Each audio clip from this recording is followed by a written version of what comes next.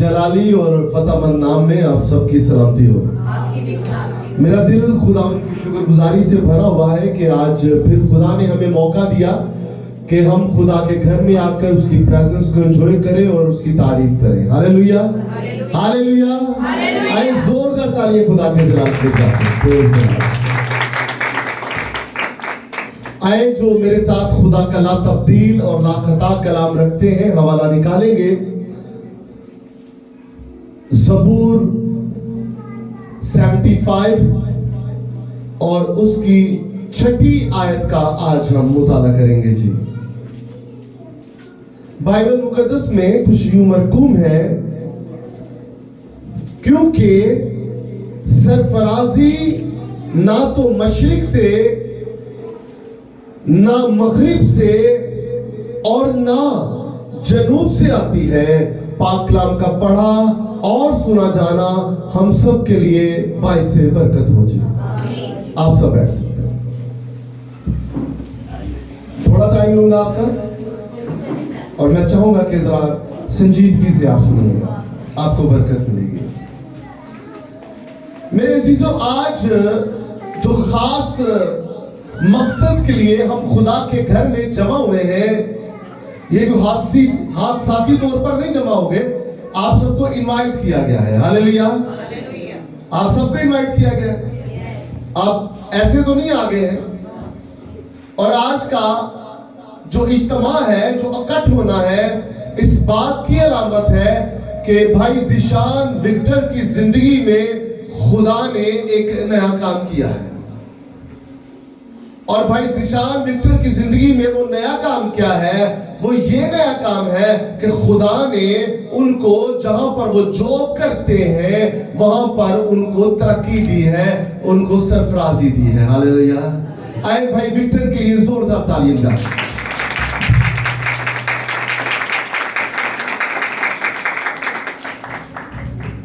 सिर्फ इस बात के लिए नहीं कि खुदा ने उसको सरफराजी दी है, बल्कि इस बात के लिए कि खुदा ने उसको सरफराजी दी है और उसने वो सरफराजी खुदा यीशु मसीह के कदमों में रख दी है और उसकी शुक्रगुजारी की है। हालेलुया।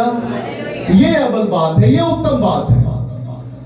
जब खुदा आपको कोई चीज से नवाजता है, जब खुदा आपको कोई चीज देता है, तो वो आप चीज अपनी काबिलियत पर मैसर मत समझे।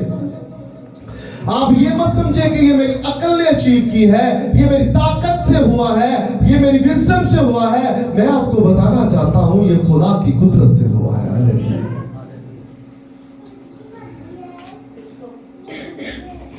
जहां इंसान हार जाता है,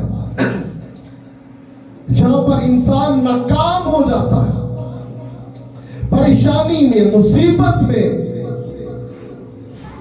घुस जाता है, मैं आपको बताना चाहता हूं उस अंधकार में खुदावंद अपनी कुदरत का उजाला करता है। यहां पर खुदा के कलाम में यूं लिखा है, बुजुर्ग नबी दाऊद फरमाते हैं, क्योंकि सरफराजी ना तो मशरिक से, ना मगरिब से और ना जनूब से आती है। तो फिर आती कहां से भाई? ना मशरिक से आ रही है, ना मगरिब से आ रही है, ना शुमाल से आ रही है, ना जनूब से आ रही है। तो फिर कहां से आती है? मुकद्दस यूहन्ना रसूल की मार्फत लिखा गया इंजीली बयान उसका 3रा बाब और उसकी 27वीं आयत का जब मुताला करते हैं तो खुदा अपने बंदा यूहन्ना के तवज्जुह से ये बयान करता है कि उस वक्त तक इंसान, बोलिए, उस वक्त तक इंसान कुछ नहीं पा सकता जब तक उसको आसमान से नहीं दिया जाता। भाई बरकतें आती है आसमान से, सरफराजी आती है आसमान से, कामयाबी आती है आसमान से। हालेलुया। तो ये बरकत जो भाई विक्टर को, ज़िशान विक्टर को मिली है, मैं ये डिनाई नहीं कर रहा कि इसमें इनकी अक्ल नहीं होगी, लेकिन मैं इससे बड़ी बात कर रहा हूं, जो अकल देने वाला खुदा है, जो सब कुछ करने की ताकत और कुदरत रखता है, वो अजीब मुशीर खुदा कादर अब्दियत का बाप आपका और मेरा खुदावंद यीशु मसीह नासरी है। हालेलुया। उसके बांधे को कोई खोल नहीं सकता और उसके खोले को कोई बांध नहीं सकता। मेरे अजीजों, मैं आपको बताना चाहता हूं, कुछ अर्सा पहले भाई विक्टर अपनी जॉब से बेजार हो चुके थे, परेशान हो चुके थे, वो छोड़ने पर आ गए थे क्योंकि जॉब पर कुछ परेशानियां थी। हम सब घर वाले उनको मोटिवेशन देते थे कि आप करें, आप खुदा के कलाम पर यकीन रखें, इस कलाम के ऊपर यकीन रखें जो कि बदलता नहीं है बल्कि जिंदगियों को बदलने की ताकत और कुदरत रखता है। वो आपको सरफराज करेगा, आपकी मुश्किल के दिन गुजर जाएंगे, ये अंधकार मिट जाएंगे, इनको मिटना पड़ेगा क्योंकि खुदावंद यीशु मसीह नासरी हमारे साथ है। भाई ऐसा कैसे हो सकता है कि एक ईमानदार दुआ करे और खुदा उसकी दुआओं का जवाब न दे? क्योंकि खुदा के घर में ना तो देर है ना अंधेर है, बल्कि हर काम जो आसमान के नीचे होता है उसका एक वक्त मुकर्रर है, क्योंकि सरफराजी का भी एक वक्त है। आए एक हवाले का मुताला करते हैं, मुकद्दस पतरस रसूल का पहला आम खत, उसका जब हम 5वां बाब देखते हैं और उसकी 6ठी आयत का मुताला करते हैं तो वहां पर हमें यूं मिलता है, बस खुदा के कवी हाथ के नीचे फरोतनी से रहो। किसके हाथ के नीचे? खुदा के कुदरत वाले, पावरफुल वाले हाथ, कुव्वत वाले हाथ के नीचे फरोतनी, आजजी, इनकसारी, हलीमी, फरोतनी के साथ आपने क्या करना है? आपने खुदा के कवी हाथ के नीचे फरोतनी से रहना है। और आगे क्या है? ताकि वो तुम्हें वक्त पर क्या करे?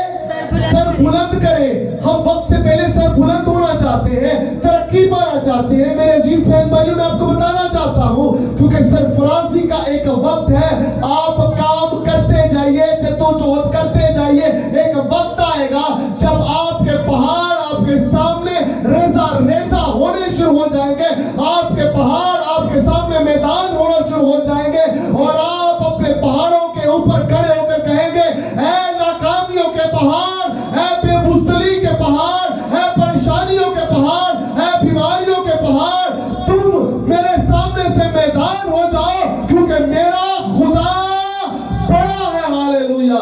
वो कुदरत वाला है, वो हशमत वाला है, वो जोर वाला है और वो सब कुछ करने की ताकत और कुदरत रखता है। Hallelujah, hallelujah. तो मैं आपको बताना चाहता हूं कि यहां पर लिखा है, पतरस रसूल फरमाते हैं, बस खुदा के कवी हाथ के नीचे फरोतनी से रहो ताकि वो तुम्हें वक्त पर सर बुलंद करे। ये वक्त था, ये वक्त था भाई विक्टर, निशान विक्टर की जिंदगी में सरफराजी का, ताकि वो तुम्हें वक्त पर सर बुलंद करे और अपनी सारी फिक्र, एक नहीं, 2 नहीं, 3 नहीं, 4 नहीं, 10 नहीं, 50 नहीं, 100 नहीं, सारी फिक्र किस पे डाल दो? क्या मुझ पे? क्या आप पर? खुदा पे डाल दो। खुदा कह रहा है मुझ पर डाल दो, क्योंकि मुझे अक्सर बच्चे माँ बाप से कहते हैं, तो मेरी फिक्र ही कोई नहीं, भैन भरा कहते लो मेरी फिक्र ही कोई नहीं। मैं आज सुबह सुन रहा था, बड़ी अजीब सी बात, लेकिन हंसी आ गई मुझे। किसी के घर में 2 बेटे थे और एक बेटे का रिश्ता हो गया, थैंक यू, एक बेटे का रिश्ता हो गया छोटे का, और बड़े ने माँ से मुखातिब और क्या था, तो मेरी फिक्र ही कोई नहीं है। अच्छा, वो माँ ने कहा पहले मैं तेन क्या सी ना, तू हुण मैनू कहना फिक्र ही कोई नहीं है, भाई तेरा भी हो जाएगा वक्त। हालेलुया। तो बात करने का मकसद है, अक्सर हम सवाल करते हैं कि माँ प्यो साडी फिक्र ही नहीं है। भाई क्यों नहीं है? उन्होंने भी है, लेकिन मैं आपको बात बताना चाहता हूँ, गौरतलब बात है, जब आपके माँ, आपकी माँ, आपका बाप, आपका भाई, आपकी बहन, आपकी बीवी, आपका शोहर, आपके रिश्तेदार छोड़ जाएंगे, एक ऐसी पर्सनालिटी है जो आपको कभी नहीं छोड़ेगी, क्योंकि वो कहता है कि मैं तुझसे दस्तबरदार होकर कहीं नहीं जाऊंगा, मैं तुझसे कभी दस्तबरदार ना होऊंगा, मैं कभी तुम्हें अकेला नहीं छोड़ूंगा। दुनिया छोड़ देगी, मैं नहीं छोड़ूंगा। हालेलुया। क्योंकि मैं यहोवा यरी हूं, मैं देखता हूं भाई कि मेरे लोगों को मेरी जरूरत है। हालेलुया। खुदा आपकी जरूरतों से बाखूबी वाकिफ है। भाई सरफराजी का एक वक्त है, जो काम करता है वो कभी नाकाम नहीं हो सकता। जो काम करता है वो कभी सुस्त घुटने और ढीले हाथ मेरे मसीहा को पसंद नहीं है। मैं आपको, नाकाम जिंदगी क्यों होती है? जब हम काम नहीं करते। और ख्वाबों में जिंदगी पर बसर नहीं होती, ख्वाब पूरे करने पड़ते। ख्वाब देखें, ख्वाब देखना चाहिए, अच्छे ख्वाब देखें और उस ख्वाबों को पूरा करने के लिए खुदा के हुजूर झुकें और मेहनत करें। याद रखिएगा, मेहनत करने वाले की जो मेहनत है वो रंग लाती है। किसी वक्त में एक सेंटेंस मैंने सुना और मैं उसके ऊपर अमल भी करता हूँ, कोशिश करता हूँ, लोगों को बताता हूँ कि मेहनत इतनी खामोशी से करो, मेहनत इतनी खामोशी से करो कि तुम्हारी कामयाबी शोर मचाए। हालेलुया। भाई जो चढ़ता सारे देखते रहे। हालेलुया। जब कामयाब होंगे तो लोग आपके पीछे होंगे, लोग आपके पीछे पीछे चलेंगे, क्योंकि एक वक्त था जब आप पीछे पीछे चलते थे। लेकिन ये ना सोचिए कि हमेशा पीछे चलाएंगे। जो पीछे है, जो अव्वल है वो आखिर किए जाएंगे और जो आखिर है वो अव्वल किए जाएंगे। ये खुदा की तरफ से एक ब्लेसिंग है उन लोगों के लिए जो खुदा के साथ चलते रहते हैं। खुदा के साथ चलना ना छोड़े, खुदा के साथ रिश्ता मजबूत रखें, खुदा के साथ जुड़े रहे। और जो जुड़ा रहता है तो रब रखता सदा ख्याल अपने बंदियां दा, अपने बंदियां दा। और अपने कौन है? जो उसके। और मापियों की जेड़े बच्चे मापियों के कोल रहंदे ने ना, वो कुछ पा जाते हैं। हालेलुया। मापियों कुछ दे देता ना, बड़ी बरकत पाता है।